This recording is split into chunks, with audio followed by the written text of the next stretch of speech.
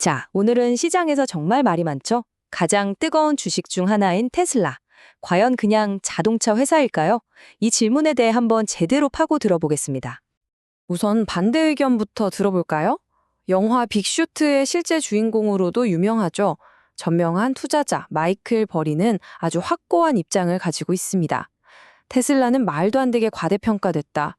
AI랑 로보틱스로 전환한다는 건 거의 종교 같은 이야기다.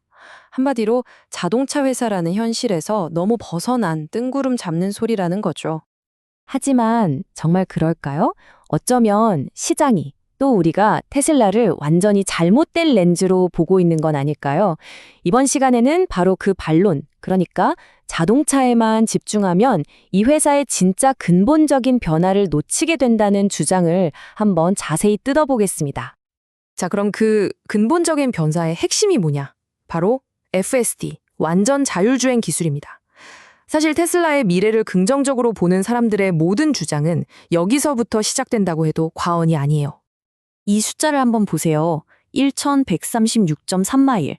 이게 뭐냐면요. 최근에 테슬라 차 한 대가 FSD, 즉 완전 자율주행 모드로 사람의 개입이 단 한 번도 없이 달린 거리예요. 와, 이게 뭘 의미하겠어요? FSD가 더 이상 언젠가는 되겠지 하는 컨셉이 아니라 정말 현실로 바싹 다가왔다는 아주 강력한 증거인 거죠. 그리고 이게 뭐 어쩌다 한번 성공한 그런 이벤트성 기록이 아니라는 게 더 중요합니다. 이 그래프를 보시면 FSD를 이용한 하루 평균 주행거리가 2023년 1분기에 200마일이었는데 3분기에는 무려 1,400만 마일로 늘었어요. 단 두 분기 만에 7배가 폭증한 겁니다. 이건 그냥 성장이 아니라 말 그대로 폭발적인 성장세죠. 자, FSD가 이렇게 빠르게 발전하고 있다는 건 이게 단순히 운전을 편하게 해주는 멋진 기능 수준의 이야기가 아니라는 뜻입니다.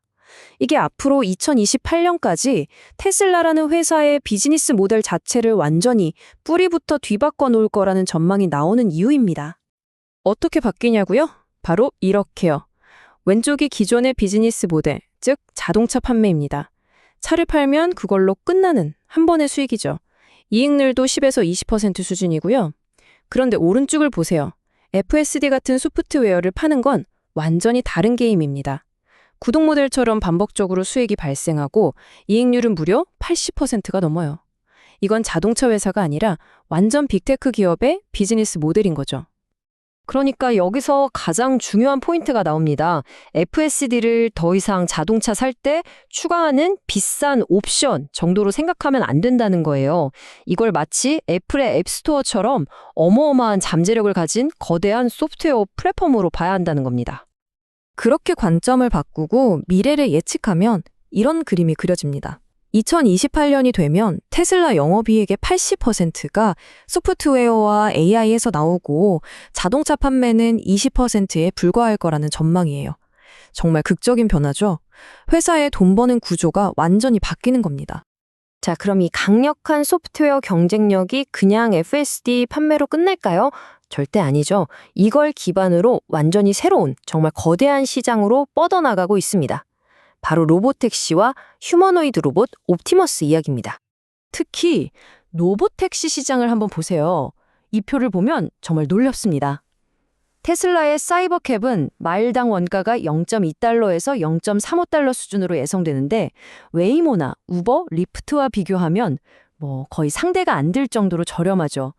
이렇게 되면 소비자에게 경쟁사의 절반 가격으로 서비스를 제공하고도 충분히 이익을 남길 수 있다는 계산이 나옵니다. 이건 그냥 게임 체인저 수준이죠. 아니, 어떻게 이런 말도 안 되는 비용 우위가 가능할까요? 그 비밀은 바로 테슬라만의 독보적인 AI 경쟁력에 있습니다. 첫째, 전 세계에 돌아다니는 500만 대가 넘는 차에서 매일같이 실제 주행 데이터를 빨아들입니다. 둘째, 이 데이터를 가지고 자체적으로 개발한 알고리즘으로 AI를 훈련시키죠. 마지막으로 이걸 처리하기 위한 어마어마한 슈퍼컴퓨팅 파워까지 갖추고 있어요. 데이터, 알고리즘, 컴퓨팅 파워. 이 세 가지가 완벽하게 수직 계열화되어 있어서 경쟁사들이 따라오기가 거의 불가능한 구조인 겁니다. 그리고 더 무서운 건 FSD를 위해 개발된 이 강력한 AI 두뇌가 자동차에만 쓰이는 게 아니라는 점입니다. 바로 휴머노이드 로봇 옵티머스에도 똑같이 적용되고 있어요. 이러니까 애플 같은 빅테크의 최고 AI 엔지니어들까지 회사를 그만두고 테슬라 로보틱스 팀으로 물려드는 거 아니겠어요? 이건 더 이상 연구실 프로젝트가 아니라 실제 대량 생산을 염두에 둔 제품으로 가고 있다는 신호입니다. 일론 머스크가 괜히 옵티머스가 테슬라의 가장 큰 사업이 될 거라고 말하는 게 아닌 거죠. 자, 그럼 다시 처음 질문으로 돌아와 보죠. 이 모든 걸 종합해 봤을 때 테슬라의 가치를 어떻게 다시 계산해야 할까요? 만약에 마이클 버리 같은 비판론자들이 틀리고 지금까지 우리가 이야기한 이 소프트웨어 중심의 미래가 정말 현실이 된다면 말입니다. 이 그래프는 FSD 소프트웨어 사업부 하나만 떼어놓고 봤을 때의 2028년 예상 가치입니다. 가장 비관적인 시나리오에서도 1,800억 달러고요. 기본 시나리오만 봐도 무려 6,510억 달러. 우리 돈으로 하면 거의 900조 원에 육박합니다. 낙관적으로 보면 1.5조 달러까지도 가죠. 이건 자동차 사업부를 완전히 빼고 오직 FSD 소프트웨어 하나만 계산한 가치라는 게 정말 놀랍습니다. 결국 가치의 재구성이 일어나는 겁니다.